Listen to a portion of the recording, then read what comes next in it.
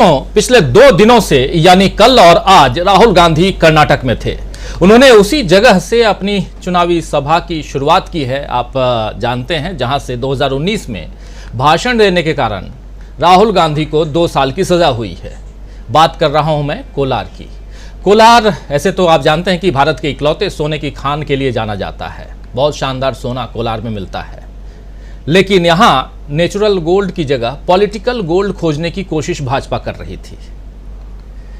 Modi surname को BJP ने OBC के अपमान से जोड़कर कर्नाटक की चुनावी नैया को भाजपा पार लगाना चाहती थी, लेकिन वहां राहुल गांधी जब कल पहुंचे तो ऐसा पलटवार किया कि कर्नाटक ही नहीं बल्कि दिल्ली में बैठे हुक्मरान जो हैं उनकी भी पूरी की पूरी प्लानिंग धरी की धरी रह गई। आप तो जानते ही हैं कि इस बार कर्नाटक चुनाव में भाजपा के लिए कई तरह के संकट खड़े हैं।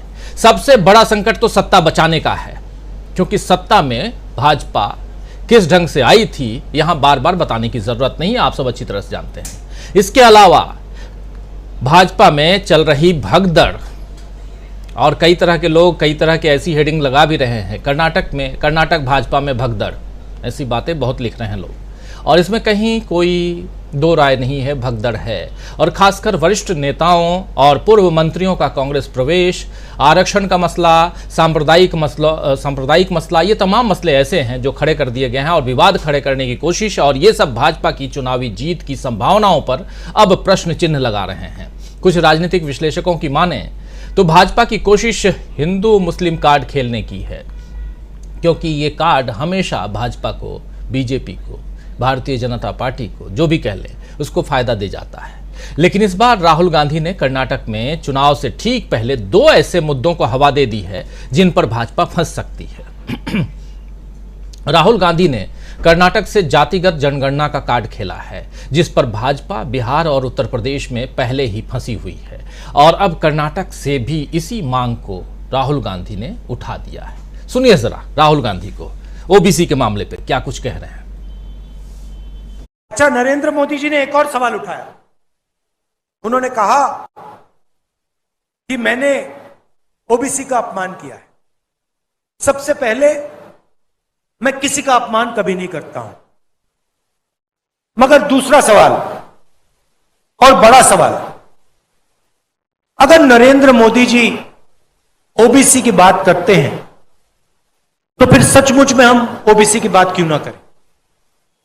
और ओबीसी वर्ग के सामने 2-3 बड़े मुद्दे हैं, देश के मुद्दे हैं, उनके बारे में आपको थोड़ा सा बताना चाहता हूं। अगर हम चाहते हैं कि ओबीसी को ताकत दी जाए, राजनीतिक ताकत, आर्थिक ताकत,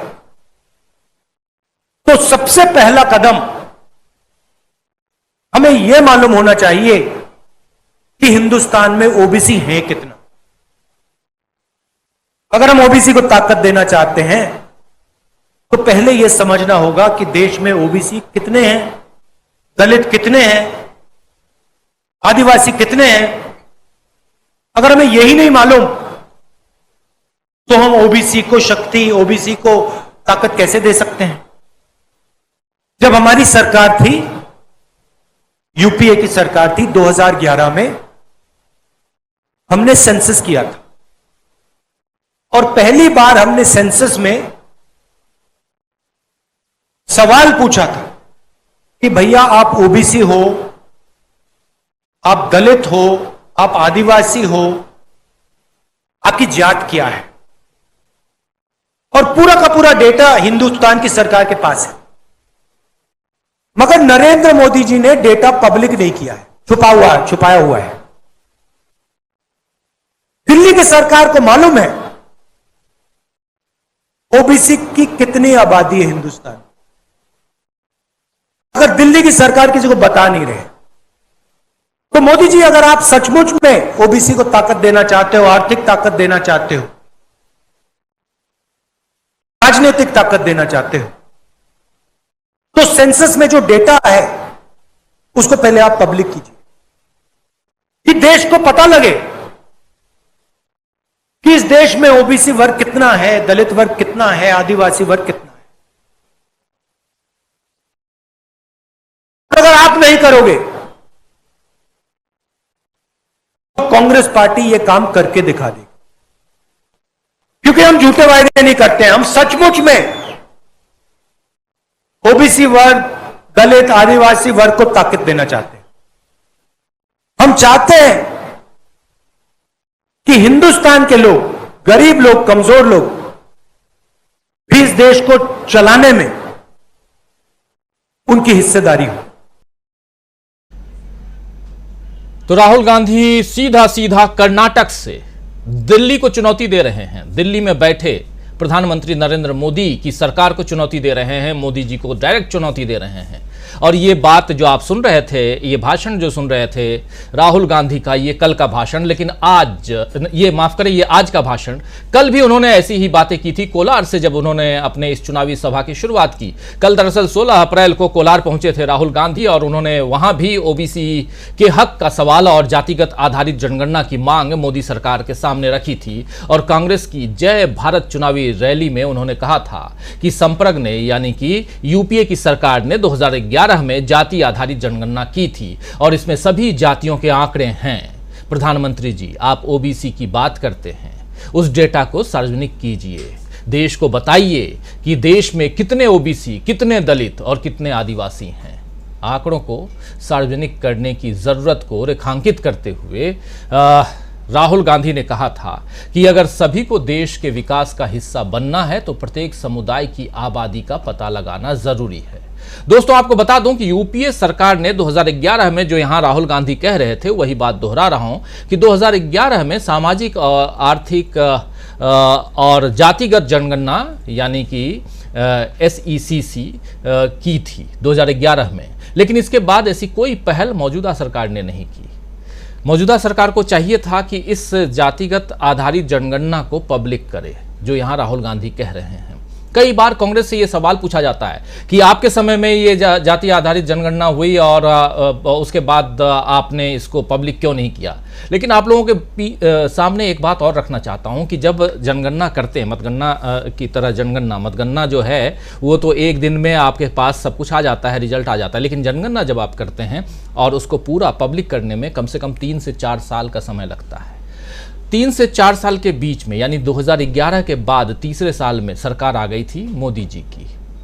ये काम मोदी जी का था, उनकी सरकार का था, लेकिन नहीं किया गया। खैर, उधर राहुल गांधी जातिगत जनगणना की बात कर रहे थे और इधर कांग्रेस अध्यक्ष मल्लिकार्जुन खड़गे ने प्रधानमंत्री नरेंद्र मोदी को एक चिट्ठी लिख करके, एक खत लिख करके कहा है कि मैं एक बार फिर से नवीनतम जाति जनगणना के लिए आधिकारिक रूप से भारतीय राष्ट्रीय कांग्रेस की मांग को रखने के लिए आपको ये पत्र लिख रहा हूं। मेरे सहयोगियों ने और मैंने पहले भी कई अवसरों पर संसद के दोनों सदनों में इस मांग को उठाया है। कई अन्य विपक्षी दलों के नेताओं ने भी इस मांग को रखा है। मई 2014 में आपकी सरकार आने के बाद कांग्रेस और अन्य सांसदों ने इसे जारी करने की मांग की, लेकिन कई कारणों से जातिगत आंकड़े प्रकाशित नहीं किए गए। ये कह रहे हैं मल्लिकार्जुन खड़गे खत लिख करके सीधे प्रधानमंत्री नरेंद्र मोदी को। तो जातिगत जनगणना की मांग पर भाजपा बिहार में पहले ही फंसी हुई है, बुरी तरह से फंसी हुई है, आप सब जानते हैं। वहां नीतीश कुमार की सरकार ने जाति आधारित जनगणना करवाना शुरू कर दिया और अब इधर कर्नाटक में कांग्रेस ने फिर इस मुद्दे को खड़ा किया है। कांग्रेस की इस पहल से जेडीयू, राजद और समाजवादी पार्टी जैसे दल भी खुश होंगे और विपक्षी एकता की संभावनाएं और मजबूत होंगी। राहुल गांधी के लिए इस मसले का दोहरा इंपॉर्टेंस है, महत्व है। एक तरफ ये विपक्ष को एक करने की कोशिश है और दूसरी तरफ उस ओबीसी समुदाय को साधने की कोशिश है जिसके अपमान का आरोप राहुल गांधी पर उनके विरोधियों ने लगाया है। विरोधियों में कौन? तो भारतीय जनता पार्टी। तो भाजपा उस अपमान की बात करती रही, यानी ओबीसी के अपमान की बात, जो राहुल गांधी ने किया ही नहीं। और अब खुद राहुल गांधी ने ओबीसी के आंकड़े जारी करने की मांग सरकार से करके भाजपा को पसोपेश में डाल दिया है। अगर वो गांधी जी राहुल गांधी की मांग को पूरा न करे, यानी बीजेपी न करे, तो ओबीसी विरोधी कहलाएगी और पूरा करे तो राहुल गांधी के आगे झुकी हुई नजर आएगी। इससे जनता के बीच भाजपा की छवि कमजोर होगी। तो राहुल गांधी ने दोनों तरफ से मोदी जी को यहां पर, यानी कि दिल्ली के सरकार को यहां बांध कर रख दिया है। और दूसरा जो कदम है राहुल गांधी का, वो है कदम दुग्ध का मामला, दूध का मामला, नंदिनी बनाम अमूल का मामला। आप लोगों ने एक विजुअल देखा होगा, नंदिनी दूध के स्टोर पर राहुल गांधी पहुंचते हैं, आइसक्रीम खाते हैं। जरा उस विजुअल को ले आइए स्क्रीन पर, अगर ला सकते हैं जल्दी से जल्दी। राहुल गांधी पहुंचते, ये देखिए ये विजुअल है, राहुल गांधी अभी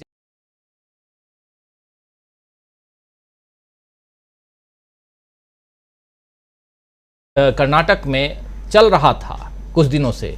नंदिनी के अमूल द्वारा अधिग्रहण की जो आशंका है, उसके बीच माहौल में बाहरी बनाम स्थानीय का सवाल गहराता जा रहा था। इस बीच राहुल गांधी ने नंदिनी की आइसक्रीम खरीदकर नंदिनी ब्रांड को कर्नाटक का गौरव बता दिया। यानी कांग्रेस ने अपना पक्ष साफ कर दिया है कि वो अगर कर्नाटक में आती है दोबारा जीत करके, तो नंदिनी ब्रांड ही यहां रहेगा। यानी कि ये इसी ब्रांड के लोग दूध पिएंगे, आइसक्रीम खाएंगे और दूध से निर्मित इससे बने हुए तमाम अलग अलग जो प्रोडक्ट्स हैं उसको वो उसका मज़ा उठा पाएंगे।